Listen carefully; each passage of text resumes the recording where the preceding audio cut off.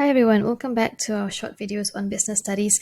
We are in the topic of marketing mix, and basically we are talking about price, specifically on pricing strategies, discussing whether the pricing methods available and how is it useful for businesses. Before we begin into the lecture per se, let's look at the screen right now and you will see these very familiar pricing methods showing up on the screen, as well as on my right hand side you will see the definitions for each of these 5 pricing methods. However, they are not matched to each other, which means there's some time for you now, or you can pause this video for you to actually match the definition to the correct pricing method, because you may have covered this in class already and take this as a revision video as well. So yeah, spend some time doing this and we will look at the next slide shortly.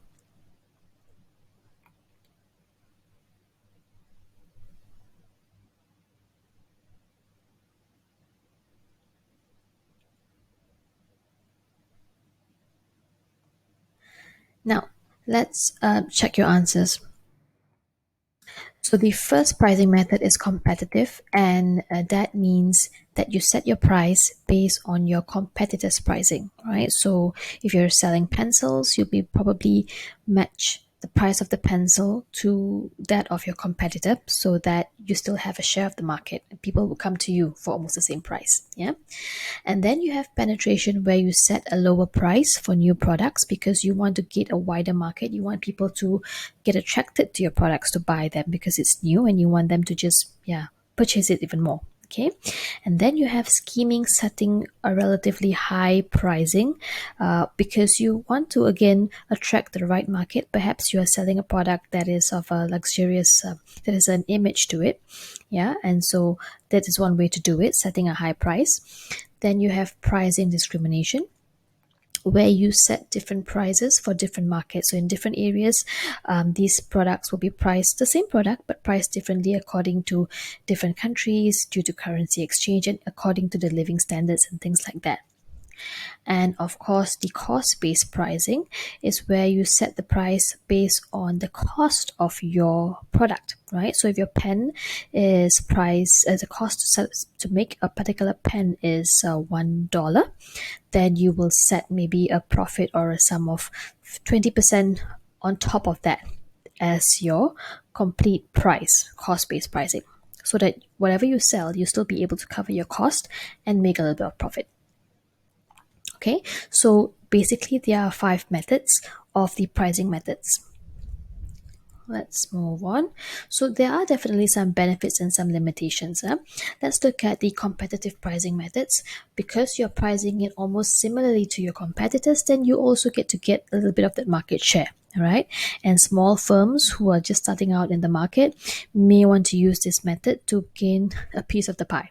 Okay, but then in competitive pricing, you don't really look at your cost of the business. Yeah, and sometimes when businesses do that, it may be quite challenging for them to cover up their cost.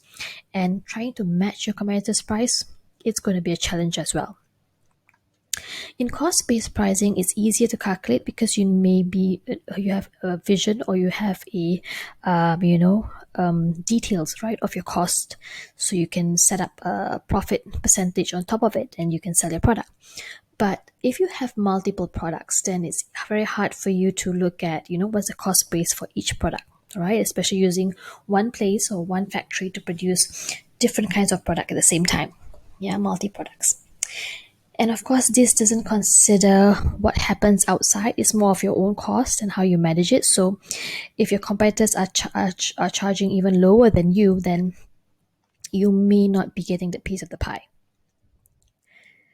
Okay, and then in penetration pricing, you are charging your prices low, right? So this can, attract more customers and of course get a good market share.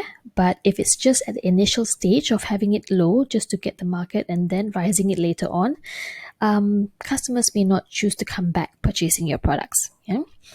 And in terms of pricing discrimination, it's useful because of different markets having different kinds of affordability for them to purchase. But of course, sometimes it could be difficult in certain situations, like for example, for flights, right? Long distance, short distance, you pay cheaper or more expensive. So sometimes it could be quite a hassle for customers where they may end up paying more for different situations. And the final one on scheming pricing. Scheming pricing is basically setting a high price for your product, and that means most of the time your product could be of a luxurious item and you want to create that exclusivity. All right, so this is a way for you to get higher profit margins.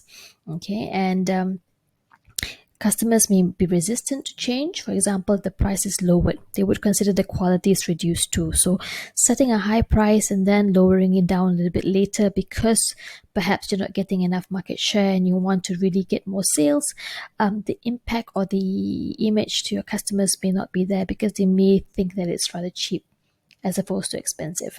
Okay, so these are some of the benefits of and limitations of skimming pricing.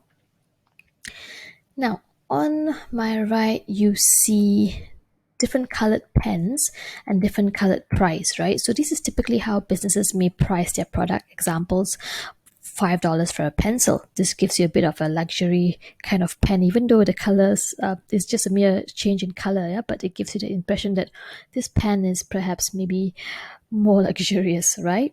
And then you have 50 cents for a pencil, okay? Actually, all of these are pencils, yeah, sorry. So 50%, 50%, no, it's 50 cents per pencil.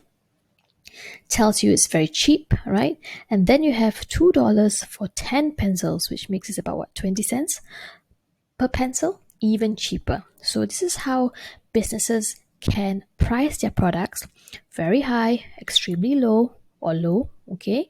And of course, they could bundle up in different ways if they want to in different markets, right? So these are examples of setting prices, their benefits, and their limitations. Now, this is the end of today's lesson. I hope that you were able to follow. Do share it with your friends if you find this useful. Thank you and have a great day ahead.